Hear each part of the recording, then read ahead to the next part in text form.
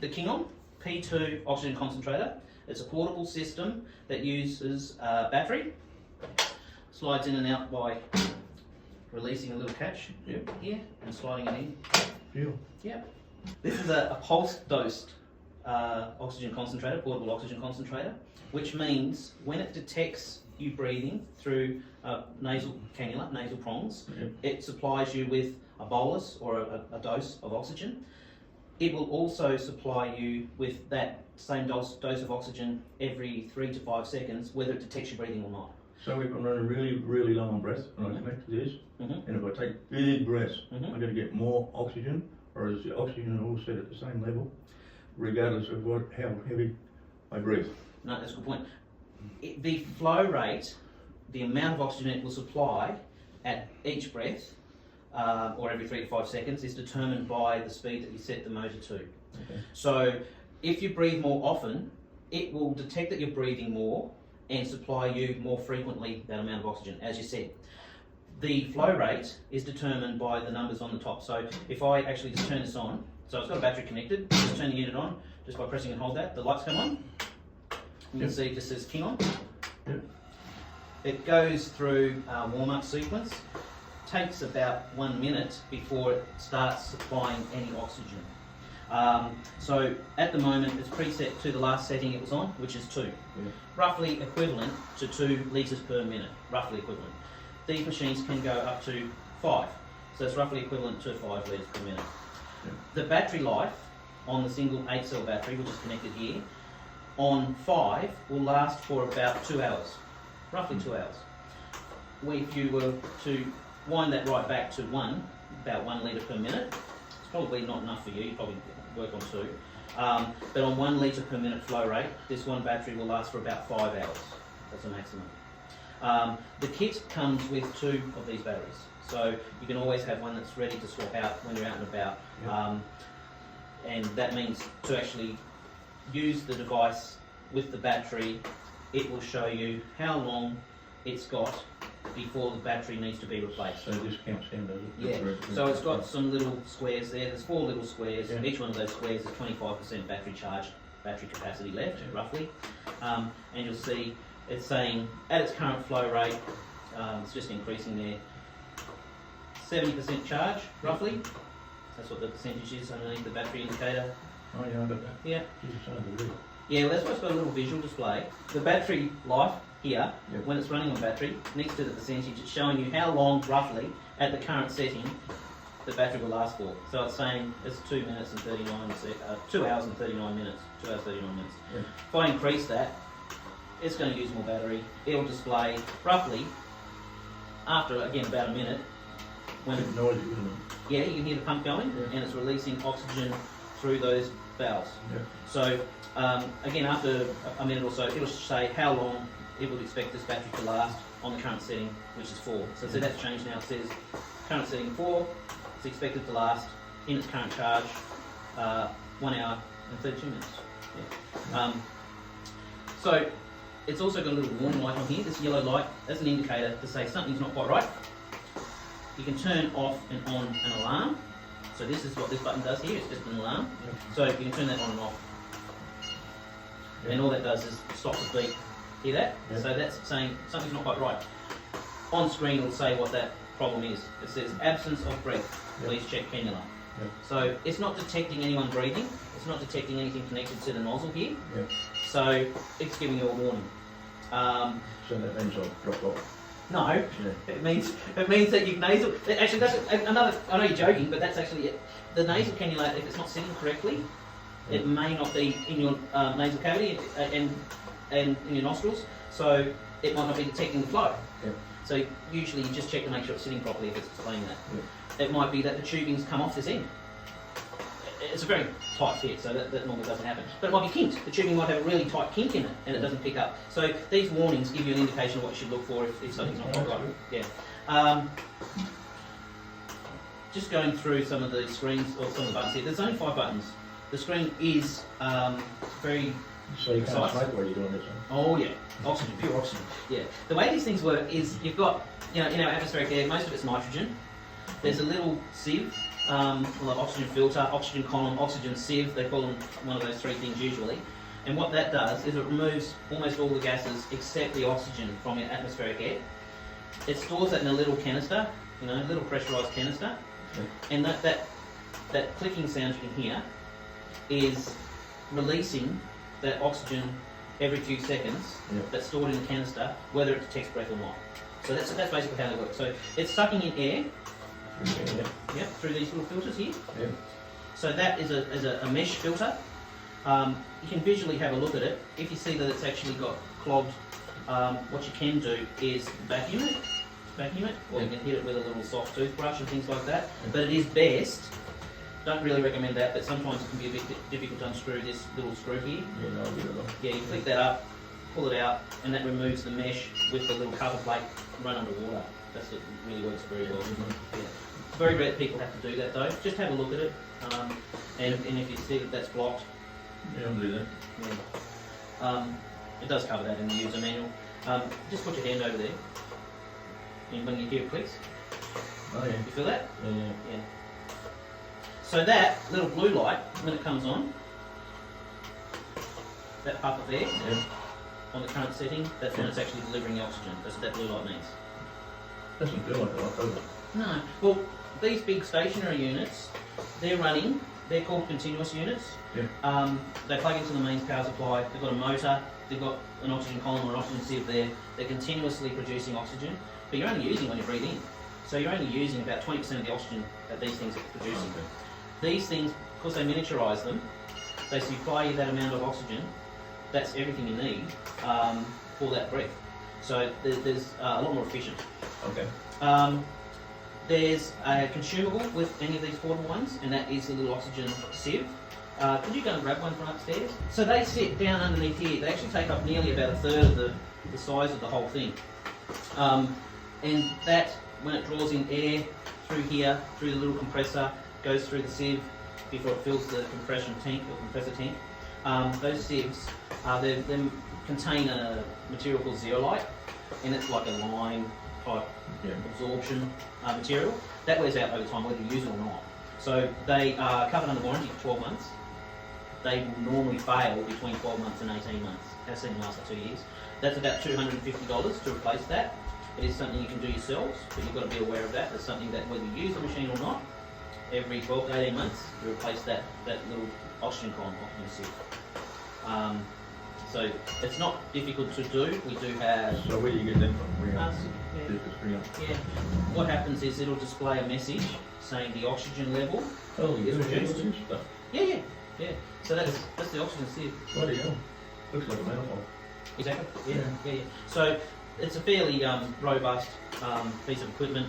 It's just got little O-rings there. Where do you replace this material? This whole thing. This Oh, whole the thing whole is replaced, the whole lot, including the chip. Oh, okay. Yeah. So yeah, when you say it's $250, it's not just a filter. It's like there's a bit of work involved with this thing. These are manufactured in the States. Not many companies make them. Well, not many companies make good ones. So these are very high quality sieves. And you just dispose of them because it's aluminium and recycling. So where does that go on there? It'll tell you. So it'll give you a warning saying the oxygen level has decreased below, I think it's 87%. And at that stage, you give us a ring and we can organise to send you out one, or we organise for someone to come to you. So where is it connected on here? There's 2 screws underneath here. Yep. They're a star-shaped screw, torque head. Yep. So you remove the battery, undo those 2 screws, this lifts up, and that exposes this. Yep. There's another screw down there, and there's also the solenoid block that you can hit. So that's already in there? Yeah. Okay. If it's something you don't want to do, well, the first time you do it, it'll take about half an hour. Next time you do it, take 5 minutes. Of course, you'll be familiar with it. It's not difficult, but it's something that you can return it to us, we can have someone come to you, or we've got service agents all around the country to do this sort of stuff. All around the country? Oh yeah, any Zealand. Yeah. So we're not working in Charleville, will you come up? Yeah, we've got people in St George, we've got people in Mount Isa, we've got all over the place. Oh, okay. We actually work with a lot of appliance repair companies because they've got people in mobile vans. They're used to replacing solenoids and changing, main boards and PCBs and things like that, and washing machines, and so that they're actually ideal. They're good. They know what they're doing, and normally they don't mind helping people. That's what they do. So we have YouTube videos that show people how to do this. We also have little sheets, photos and all that sort of stuff. It's the same for every portable oxygen concentrator. They all have these disposable components. Okay. Yeah. So just be aware of that. It'll bring up a message. Most people just prefer to send them in to us. We do it within 24 hours and send it back to you. Probably wouldn't last 24 hours without it. 25 hours, bang, he's dead. He's gone. Well, that's Don't worry where. about sending it back. That's- I'm on. Well, that's where they have oxygen concentrators available for hire, right? But usually people will use a bottle or a bottle exchange system and things like that. Or most people in a home, living at home, use the stationery as well. Yeah. So it means that it sends into us, we do the repair, we check it, we go through do filters and all that sort of stuff as well. And usually it is only the sieve that needs to be changed. And we check the oxygen output to make sure after it's happened that it's again between the, they say 90% plus 6 minus 3. So between 87 and 96% concentrated oxygen is what these things produce. So I'll just show you the other button. So that's the on-off button there. Yep. That changes the speed of the compressor and the equivalent flow rate from 1 to 5. Yep. And that cancels the alarm, the noise, on and off. You hear that beep beep. Yeah, so that will stop that noise. What's this one do? This one is a setting that shows you a bit more information. So that's like a setup button. So, can I take that to a doctor or a specialist, the machine, and they can press that to go through and get the history of what I've been doing? What these. Or is there a what's the name card that you can take out, you can take to the doctors that they get a reading of? It will tell you, there's other hidden menus in here, which I won't go into, that service agents can look at and say, oh, it's run so many hours at flow rate 2. It's like, you know, you get your car serviced and they hook up a computer to your car now, a modern car, and it'll say, oh yeah, it's spent so many hours running, the oxygen levels of this and all that sort of stuff. It does that sort of advanced stuff. They won't mean anything to a surgeon. They don't care about that sort of stuff. They say, you need oxygen, this is the sort of flow rate. How you get that flow rate is up to us. This is where we come in. So no, there's not really anything where they use a diagnosis to say this is how you use the machine, if that's what you're asking. Yep. But it will say, okay, this one's been running for a total of 28 hours. Brand new machine. Yep. They run every single machine for about 25 to 30 hours before it leaves the factory. They do all the analysis in real world conditions. They make them run in, I think it's a room that's about 40 degrees for 24 hours. They stress test them to make sure that the machines are working perfectly. It says the temperature. So it's got here the temperature time for the molecular sieve. So you can see that says molecular. It is very small writing. You just do it, molecular. Yeah, so this is the temperature of the sieve. So when you first turn it on, it takes about 10 minutes for the sieve material to get up to temperature. When it's up to temperature, then it gets producing the most amount of oxygen. So 10 minutes is the minimum before it gets to that 95, 96%. So when you first turn it on, it's about a minute to 2 minutes before it'll even start to pulse and flow anything with a nozzle, right? And then between, you know, that 2 minutes to 10 minutes, that's when it's ramping up and building up to the high capacity. I was going to show you how to use the charging. Yeah. So they come with 2 chargers, 2 batteries. If you're flying on an aeroplane, you can certainly take this unit. It's FAA approved. It has approvals for Qantas and Virgin. We have the forms on our website that are half filled out, half completed with any of the technical information. You've got to fill in your name and address and all that sort of stuff. They recommend that you notify the airline before you fly that you want to take an oxygen concentrator on. No problem doing that. They do recommend that you have batteries, spare batteries in their original box and in your carry-on luggage. Don't put anything in the suitcases because these are lithium-ion batteries. It's like laptops. Don't put laptops in a suitcase. It's got to go inside the cabin where you are. You can charge them on an aeroplane as well if you've got outlets available, but usually We won't be flying. Definitely not flying. It's a testament to the quality. There's a lot of other machines that won't be allowed to fly. These definitely can. So when one's on the machine, the other one's charging. You can get the external charger, which is included with the pack. When you're in the car. Eh? You charge it when you're in the car. Charge it when we're in the car. Yeah. So this is the external battery charger, which from some brands is about $500 worth. This is included. So I'll release that battery from there. Yep. Again, just put it down on that little release tab. Yep. When it's held down, you slide the battery away from the unit, like that. Yep.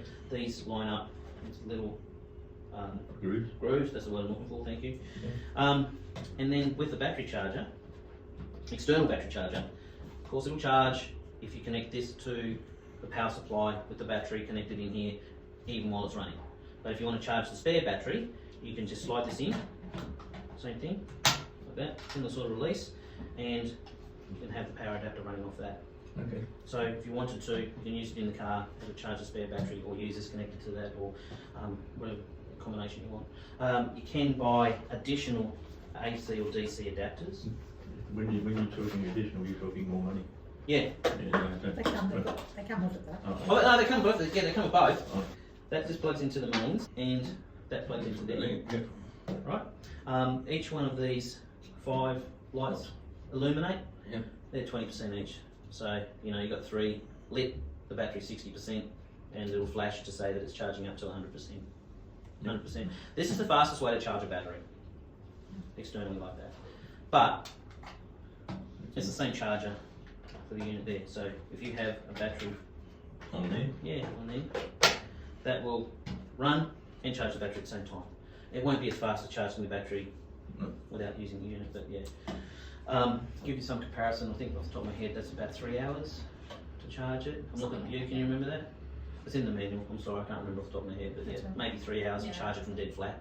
This one, maybe 5 hours. Charging it from a car, you know, maybe 6 hours, is it? I'll have to look it up.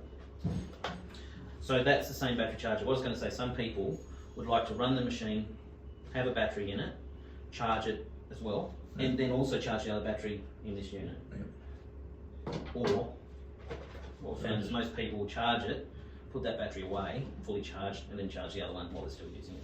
But you can buy additional transformers.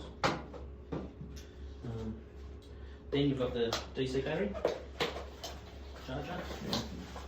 So this is charging from 12 volt, 12 or 24. So if you're driving with a truck, you can plug it in the cigarette lighter on the truck. It'll allow you to do that. Anymore. Yep. Same thing, same connector. So it just plugs into back there, and that plugs into a cigarette lighter. And we've got another thing that's extra at the moment. This is a little backpack.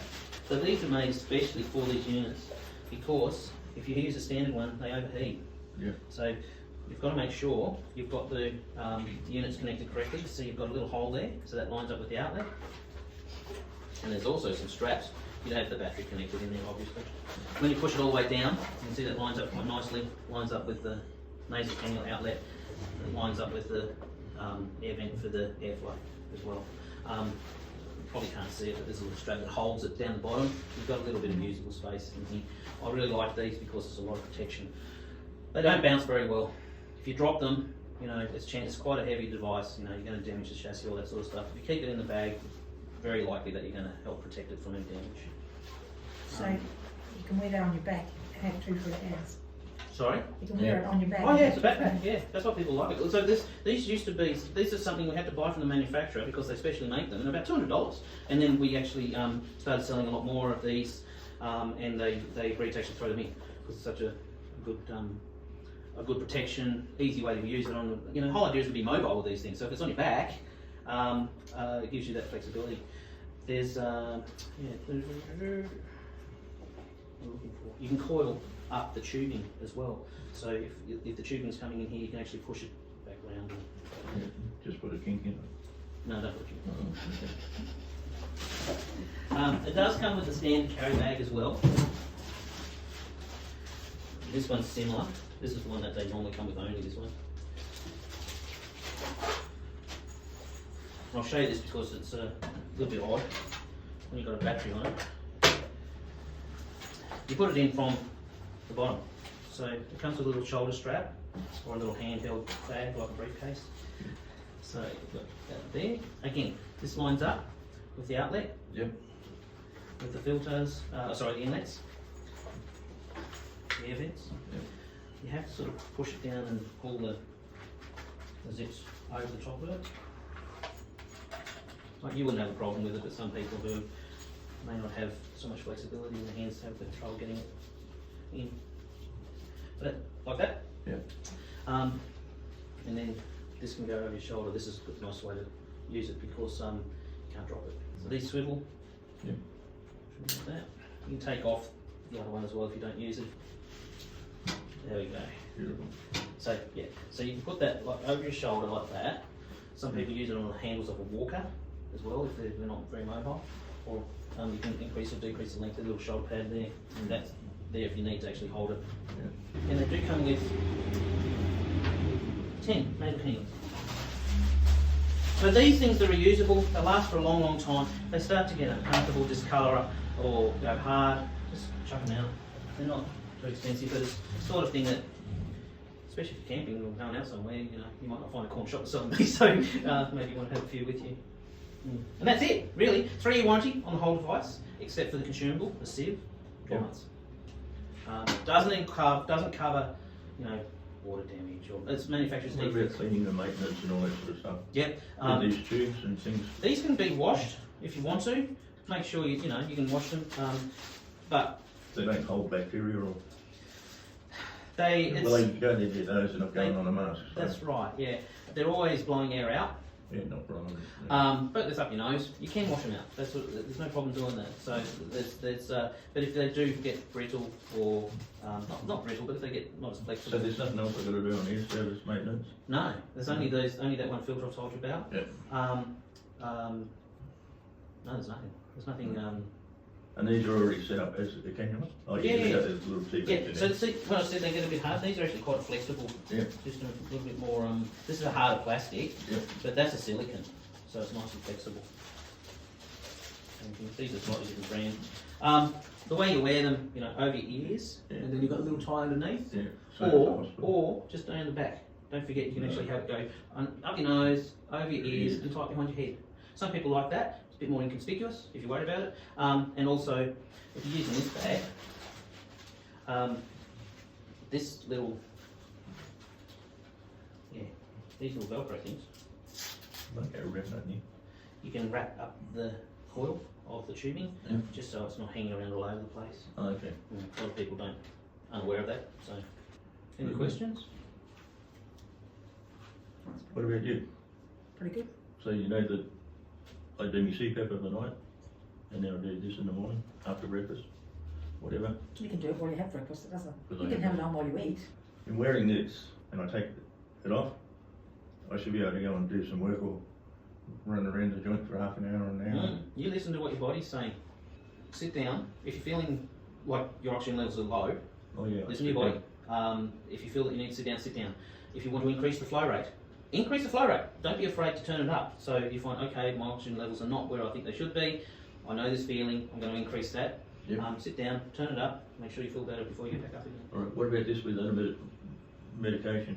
Oh, I can't advise on that sort of thing, sorry. Okay, No. because I take a pile of No. inhalers and things and everything, so. You'll probably find you don't need them.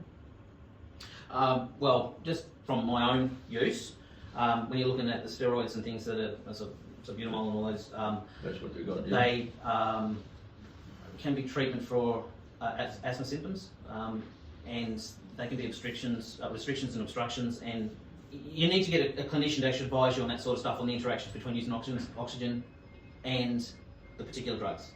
Again, listen to, if you want to try that and you feel, okay, this is working for me, then talk to a clinician and make sure that they don't recommend that you don't do that, but it'd be unlikely that they're not going to recommend that you don't do that. You'll probably find you need the red one morning and night. You probably get away without the others once you get your oxygen happening. Yeah, as long as I can sort of wear this for a couple of hours and go and do something. But there's some things you'll be able to do with that on. Take that with you. Look, backpack, all that sort of thing. Something. You keep it on, you use it. It's not. As much as you can. It's not like you don't top up your body and then take it off and then go and do something. You use it as you're doing things. Okay. Is that right? Is that what you're asking? Yeah, that's what. That's what he's not. That's what he's not thinking. But that's what you're going to need to I'm do. not thinking of that. No, you wear You it need as to- you work. yes. You wear it as you move around. You wear it when you go to the get shops. used to having it on when you're doing stuff. Yeah. You don't take it off to do things. You have it on. You'll notice a huge improvement. We have a 7-day trial period. If you take this and you use it and think, it's not doing anything, not working for me, I can't use it, it's uncomfortable, I hate it, just bring it back and give you money back. Okay. Yep, that's good. It's a very personal thing, but we've never had anyone do that. Never had anyone bring one back.